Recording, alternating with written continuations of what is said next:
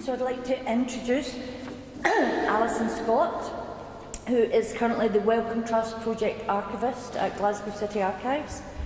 She is cataloguing the records of Glasgow's Public Health Department. This is her fifth Welcome Trust Archivist position, and her previous projects have been at Lothian Health Services Archive, Royal College of Physicians of Edinburgh and the University of Stirling, as well as other health archives experience. She's also worked in local government, national institutions, university and private sector in the UK and New Zealand. She's a member of the Health Archives Record Group and the Scottish Society for the History of Medicine. Alison.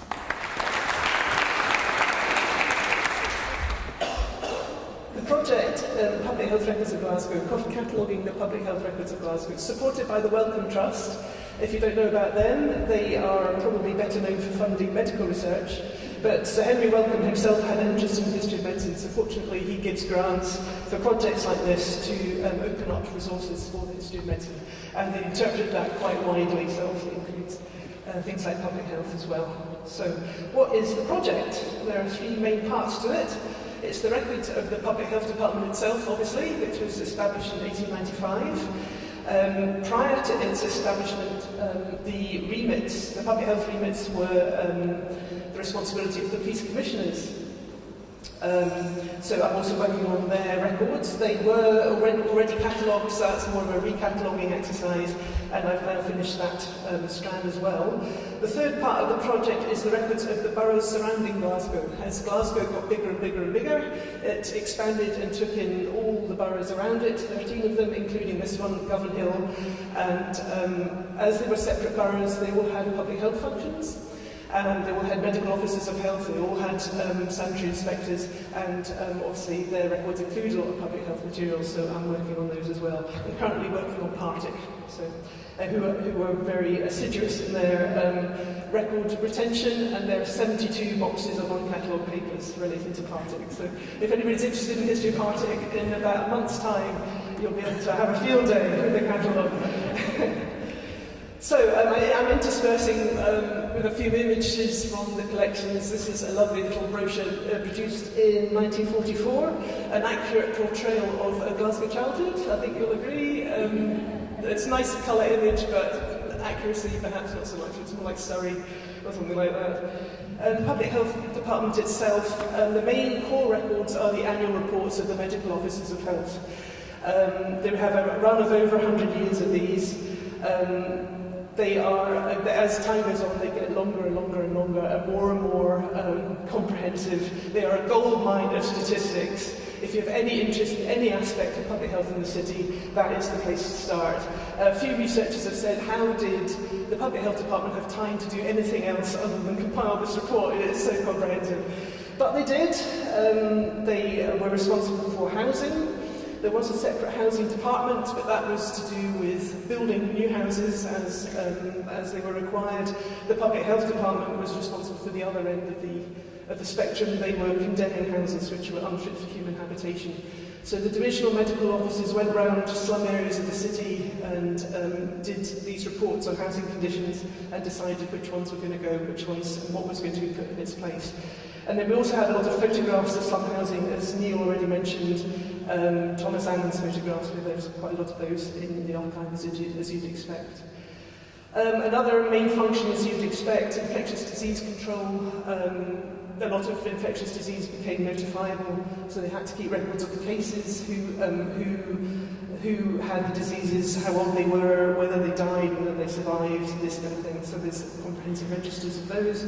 Smoke reports, as Isabel mentioned, there were smoke inspectors.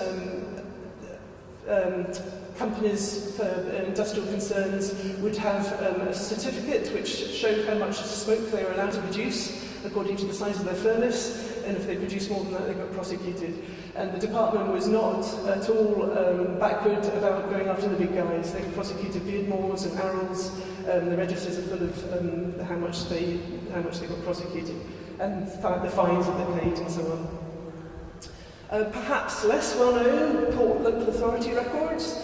The medical officer of health was responsible for inspection of ships, obviously, because Glasgow was a port.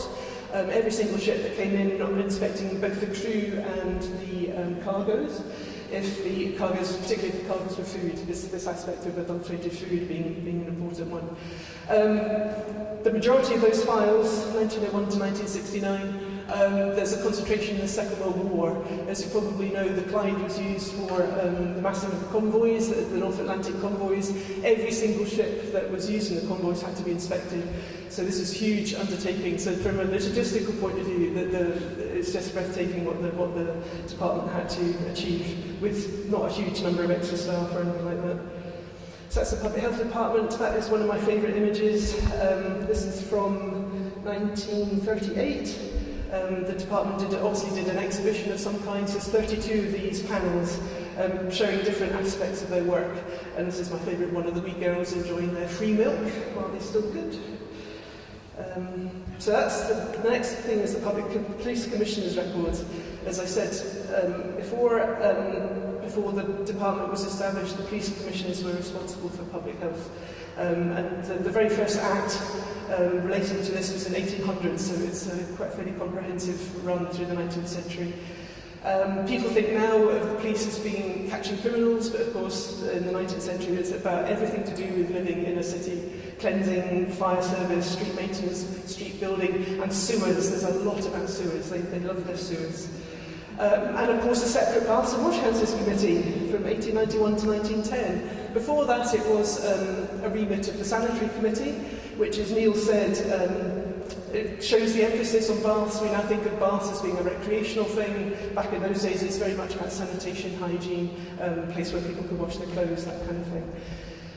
Also with those records is the abstract of daily returns, which is actually a finance ledger, but includes a lot of information about who was using the pools, how much they were paying, and how the pools were used by swimming clubs. And also for Gorbals pools, which I thought was quite interesting, there's a column for kosher swimming. Presumably there was a time dedicated to allowing the Jewish women in the local Jewish community to use the pools as well. So that's the police commissioners. This is one of the Thomas Annan images that Neil showed as well. Shows how the problem of overcrowding, buildings were built in back courts, so there's literally feet between buildings, which cause ventilation problems and inevitable overcrowding as well. So the third aspect of the project was the borough records. There were 13 boroughs swallowed up by Glasgow. Govanhill only managed to be a separate borough for 14 years. During that entire time they were fighting annexation by Glasgow, so all their energies were soaked up with trying to remain separate, and then in 1891 they lost the fight. Partick and Govan managed to be separate for a bit longer. Partick managed 60 years before it succumbed to Glasgow's charms in 1912. Inevitably it's Partick that I went to for looking for an example that I could use. I searched under baths and washhouses and plus Partick in the database to see what I could come up with. And there was a plan and correspondence on a domestic washhouse. I thought, that's not very interesting, but I thought I'll go and look at it anyway and see what it is. And this is a not very good copy, a not very good black and white copy of that, of the plan.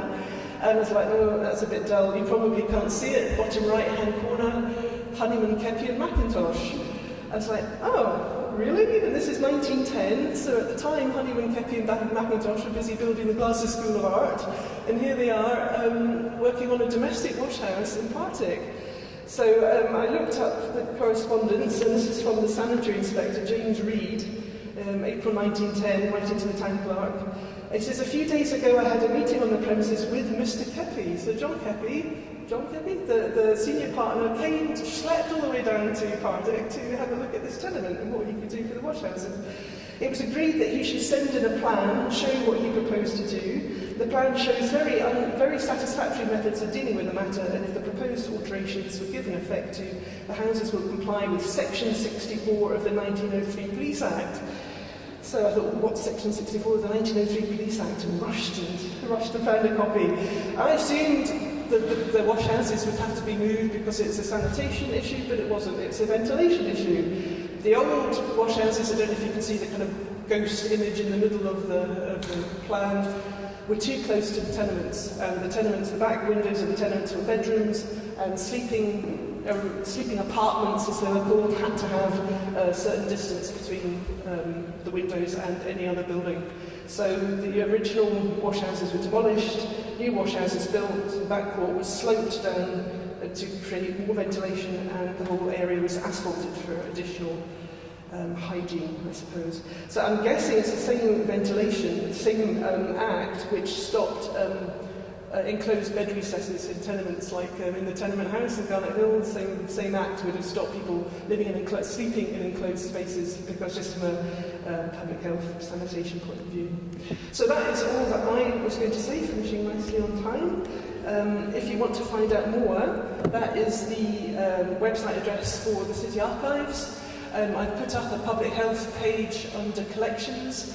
Already there is the catalogue of the Public Health Department and the police commissioners, and I will be putting up the borough catalogues as I finish them.